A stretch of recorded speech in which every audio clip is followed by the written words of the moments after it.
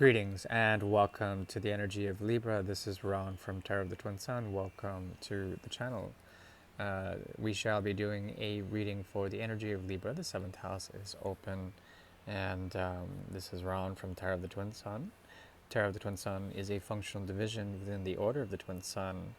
I'm here merely as a guide to help see the instrumental nature in which karmas may affect the energy of Libra and a significant other. That is what the Great Mirror does. It pulls out karmas that may be significant for the energy of Libra and seeing Libra's significance to another through the seventh house. Yes? So we'll go ahead and begin with that. Before that, I would like to pull up a few cards for the karma aspect of this. Okay, so thank you for tuning in. Please take only what you will and find that which is the most profound and keep that. Um,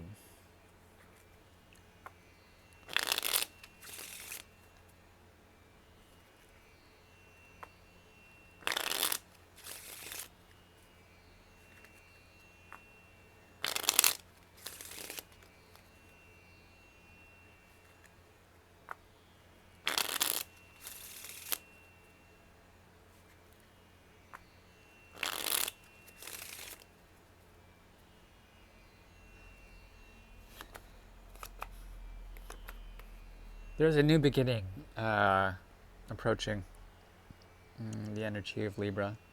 This new beginning can be a number of things. It can symbolize or represent a great number of things. But mostly it has to do with the Lion's Gate. What occurs with the Lion's Gate in terms of the energy of Libra is the realm of experience that comes through the form of expression, ways of doing things, ways of having charisma. Okay, and that is what really the Lion's Gate is about.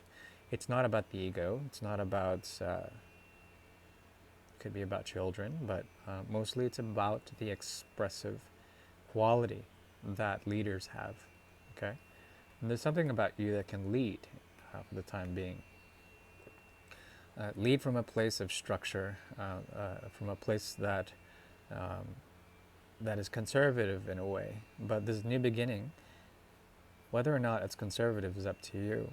It is leading to a lot of four energy, okay?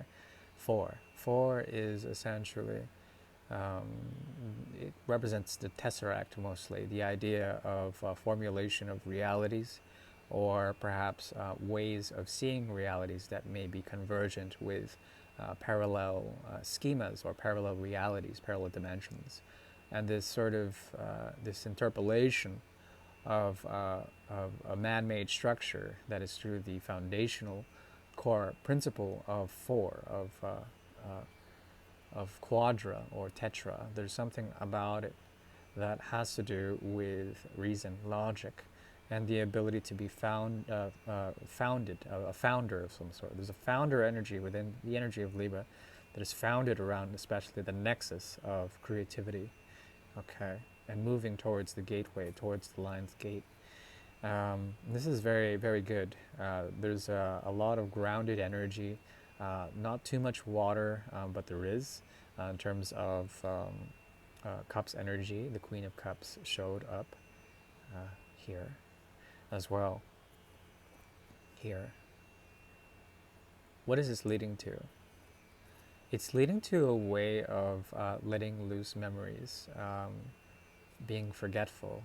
And that is one thing that a good sort of charismatic leader does. They live in the present as opposed to dwelling in the past.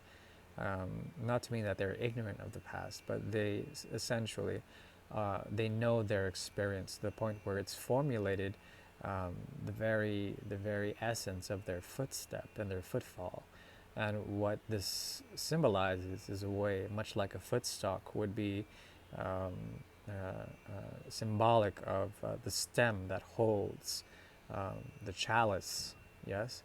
There's something about this that is very fruitful, and I like it. It's leading to the Ten of Pentacles, the difference being the Six of Pentacles. Some sort of mercurial activation through the auspices of the Lion's Gate, the Sun's energy, and Jupiter are contributing to a great structure that is emerging that you can get into. This has to do with commitments, significant others in terms of families or friends or peers, as well as the global dynamic of realities that are karmically tied to structures as a whole, structures within society or structures that have to do with humanity.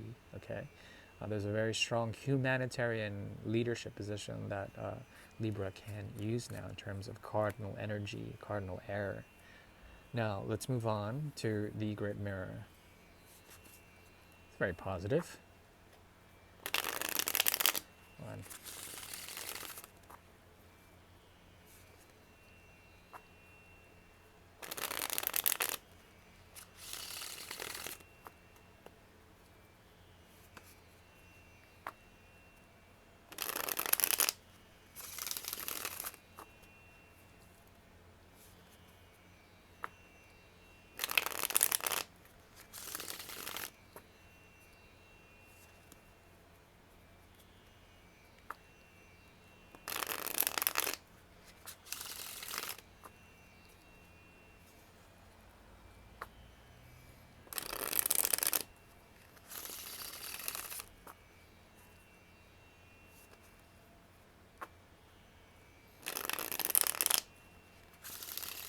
The seventh house is open. We'll go ahead and get started now.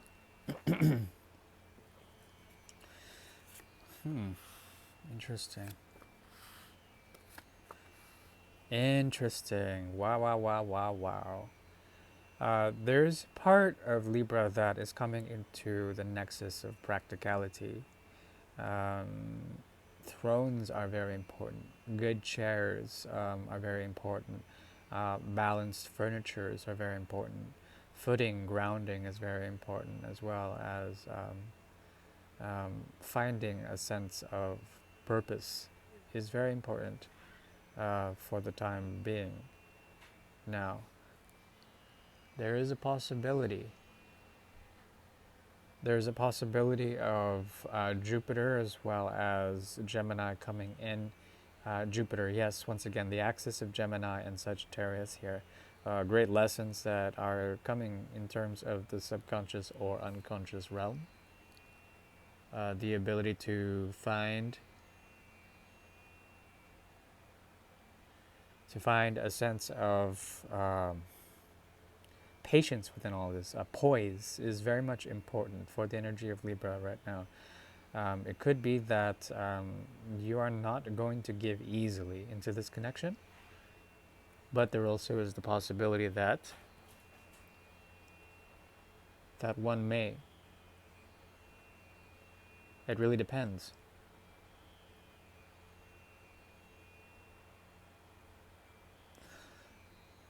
Now,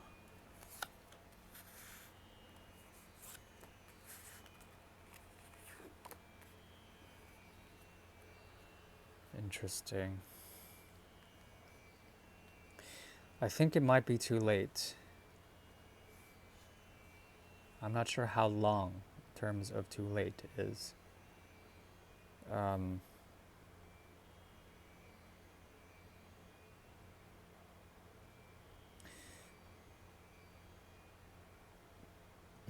This person is complex. At the same time, not so much. There is a trine here in terms of the fifth and the ninth houses. Something that they can learn from you as a child, but then not really a child. Someone who is somewhat expressive, quite demanding. They're also very good at measuring things up or bringing things into reality. But the thing is that they don't have the patience, and there's something very impulsive about their energy. There also is something about them that is embracing a sense of artifice, a way of doing things within impulsive design, in order to bring forward a type of release. Okay, this is talking about choosing a side and becoming ethical or moral or something like that. And those standards are quite limiting in terms of the type of magic or the type of will that can be implemented here. To do so rightfully and justly is difficult, considering a number of variables. Um, for one thing, on their conscious sort of operation, there's something about them that is naturally very idealistic, um, and very self-serving. It could be that they've gone to a point of either delusion or narcissism. These are possibilities. It doesn't. I'm not calling this person one in point blank a downright narcissist. But there is a great deal of that energy here in which there might be oscillation of the heart, or perhaps a need to protect the heart and embody these impulses of self-preservation or vanity that need to be preserved in order to to produce a type of image, an artificial image that can be worshipped. Yeah. Um, but I think you're beyond this. There's something about you that is learned through the temper of time, in which you take the expectations of love and convert it into something else. You take the shortcomings of promises, or perhaps, yes, especially the shortcomings of promises, and you find union in a way or a mode that represents the limitations of the human condition and embody something higher than that, something within the ninth house. Okay, that's why they are the fifth house. You are the ninth. And it's very interesting considering that at least on a timeless level, that you've seen this coming. There's something about you that is always known. And the lotus blossom has always been sprung in terms of that. Yes, sage avise, sage vision. There's something about the energy of Sagittarius that is strongly watching over this. With you dealing with a homme de campagne, the king of rods, there's something about what you can pull in terms of experience, and then let that go. It's a very humbling act, very Libraic, because it takes five swords, it buries them in the ground, and these five swords are filled with angst, and then the two of swords, it cuts away at the connection in order to provide purity. This king is watching what you're doing. There's something about the timeless element of it where he's forever watchful, and you are forever converting the expectations of romance or the expectations of camaraderie, of equal measure, and making it truly equal by fusing the energies together through a type of union. There's something about you that is extremely mature and sort of transcendental, to the point where you find union through the experience of shitty human conditioning, the shortcomings of human evolution, the shortcomings of human romance or human pleasure, through the vehicle of the human body and its operation with other vehicles. So it's fairly interesting. I think there's a lot that this type of situation can teach oneself. Okay, interesting. Queen turns into garçon brune, and there is an or element here. Garçon brune is the Page of Pentacles. Femme brune is the Queen of Pentacles. The Queen of Pentacles devolves in a way in order to reach out to a lost soul. And I'm painting this person as a lost soul, a narcissist, blah blah blah. These are all very negative terms, and if the cross watchers here, I would see why they would take offense. But I'm not doing it to be offensive. There's something about, once again, the shortcomings of the human vehicle that are needing to be addressed here in order to alleviate certain things. Queen is willing to give an offer. The single pentacle here with the cross that is represented in both of these, it does not change in terms of its value. Okay, the Queen changes, and so does the Page of Pentacles. They both change. There's something about the inner child or the younger self that represents this type of offer to someone who has lost in terms of their idealisms, and there's something that the Queen can help sort of balance out in that department. But because the Lovers is here in the reverse, as well as it symbolizes a type of union as opposed to marriage, those are different. Union is more like yoga. It's more like unconditionality. It's more of a spiritual connection. Marriage is more of a binding connection. It's a magical binding agent that comes through the form of promises, as well as karmas. It's very deep karmas. So it's a very interesting card in that respect. But once again, there is this sort of truth that comes out from this person's end. Something about letting loose the passions that drive them temporarily, and something about you that can give them a helping hand in some sort of way in their lost state.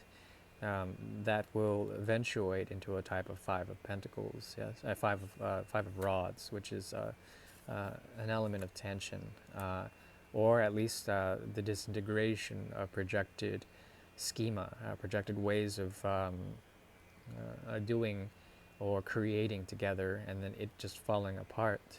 There it is again. See, the two of Two of Cups here is being completely rejected, either converted alchemically or just let into the earth through the energy of Aquarius and Pisces, Cancer also. So that is the stepping stone, dépoilement. There's something about it where there's a fatality to it.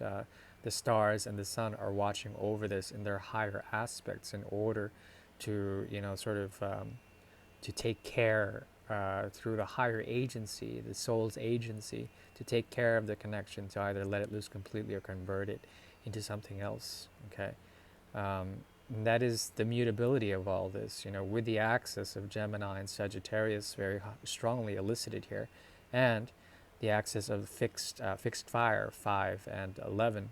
There's something here that has to do with the negotiation of the shortcomings of such a connection, okay, and it can involve and create many different things, but mostly it is having to deal with the night and being a sort of pure agent of the moon. There's something here about illumination that can come through the agency of self-reflection, okay, and both of you need this. There's something in terms of the shadow that needs to be processed in order for all this to work.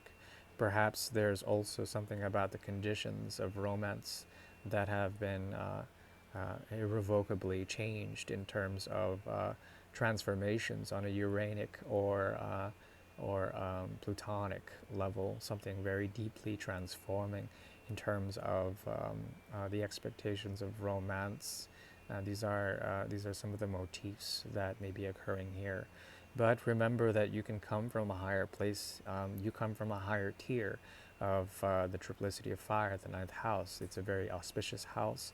But because of Cancer's energy, fourth house plus Aquarian energy, 11th house here, there is a strong key signature that has to do with release and liberation.